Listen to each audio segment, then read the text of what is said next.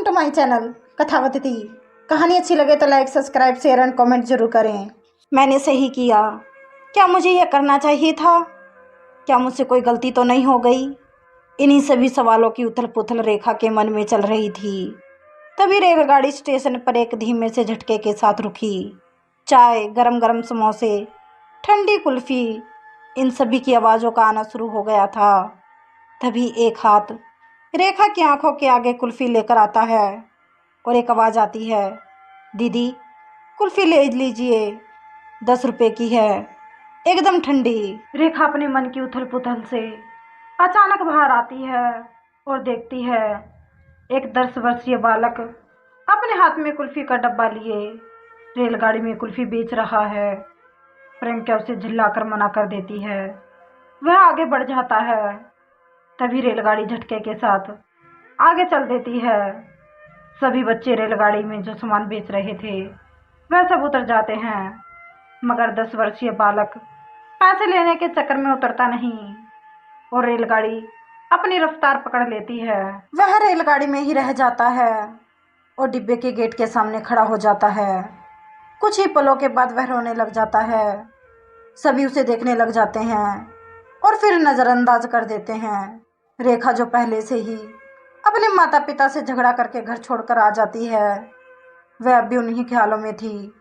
मगर उस बालक को इस हाल में देखकर उसको दया आ जाती है।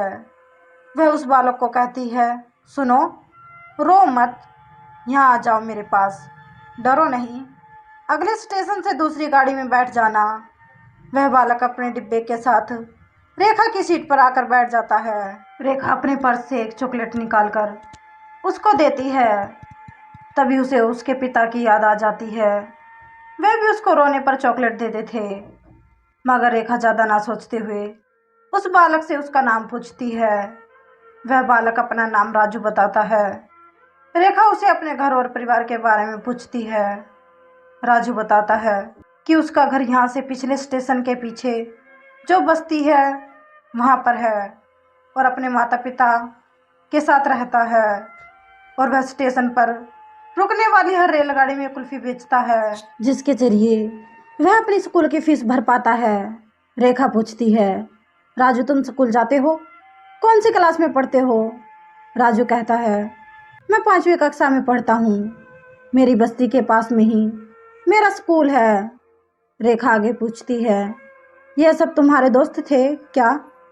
यह भी स्कूल जाते हैं? राजू कहता है, हाँ, हम सभी सुबह कुल्फ़ी बेचते हैं और दोपहर में स्कूल जाते हैं बड़ा आदमी बनने के लिए, इसलिए तो मेरे माता पिता इतनी मेहनत करते हैं। रेखा राजू से पूछती है, तुम्हें बड़ा होकर क्या बनना है? राजू कहता है, इतना बड़ा बनना है कि मेरे माता पिता कभी मजदूरी ना करें।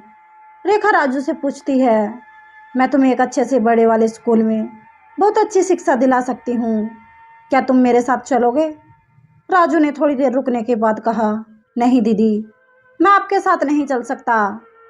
रेखा ने पूछा, क्या मैं तुम्हें अच्छी नहीं लगती? राजू ने कहा, अरे नहीं दीदी, ऐसी बात नहीं है, आप बहुत अच्छी हो। रेखा ने पूछा, तो फिर क्यों तुम मेरे साथ नहीं चल सकते? क्या तुमको डर लग रहा है? राजू ने कहा, नहीं दीदी, डर नाम की कोई भी चीज़ का अस्तित्व इस दुनिया में नहीं होता है, यह केवल मन द्वारा निर्मित है। टीचर ने स्कूल में बताया था। मैं अपनी पढ़ाई अपने ही घर में रहकर करना चाहता हूँ, अपने माता पिता के पास, अपनी माँ का बना हुआ खाना खाते, अपने पिताजी से अच्छी चीज़ें सीखते, अपने दोस्तों के साथ स्कूल जाते हुए मैं अपनी जिम्मेदारी खुद ही लेता हूँ। जो व्यक्ति अपनी जिम्मेदारी लेते हुए जीवन में आगे बढ़ता है वही अपने सपनों को पूरा कर पाता है। गांधी जी ने भी कहा है, स्वाभिमानी बनकर रहना चाहिए। मेरे माता पिता ने बहुत मेहनत की है, मैं उन्हें धोखा नहीं दे सकता, अपने फ़ायदे के लिए तो कभी नहीं। रेखा ने पूछा, राजू फिर तुम रो क्यों रहे थे? राजू ने कहा, मेरे वक्त पर घर नहीं पहुंचने के कारण मेरे माता पिता मुझे कहाँ खोजेंगे? उन्हें तो पता भी नहीं होगा कि मैं यहाँ रेलगाड़ी में हूँ। रेखा इस बालक से यह सब सुनकर दंग रह गई। उसे समझ नहीं आया कि समझदार कौन है, वह जिसके पास ज्ञान है जिसके पास डिग्री है, जो उम्र में बड़ा है या फिर जो नादान है। अगला स्टेशन आते ही रेलगाड़ी की रफ्तार धीमे हो गई। राजू झट से रेलगाड़ी से नीचे उतरा और दूसरे प्लेटफॉर्म पर जाकर खड़ा हो गया। वहाँ से उसने रेखा को अलविदा कहा और कुछ ही पलों बाद रेलगाड़ी आई, जिसमें बैठकर वो अपने घर चला गया। कुछ ही पलों के बाद मैं रेखा ने अपने सामान के साथ रेलगाड़ी से उतर गई और दूसरे प्लेटफॉर्म पर पहुंचकर रेलगाड़ी में बैठ गई। वह अपने टिकट के साथ साथ अपनी उन सभी गलतियों को उस रेलगाड़ी में छोड़ आई जो उसके घर की विपरीत दिशा में जाती थी। रेखा की आंखों में आंसू कुछ खास थे। अपने घर जाने की खुशी साफ देखी जा सकती थी।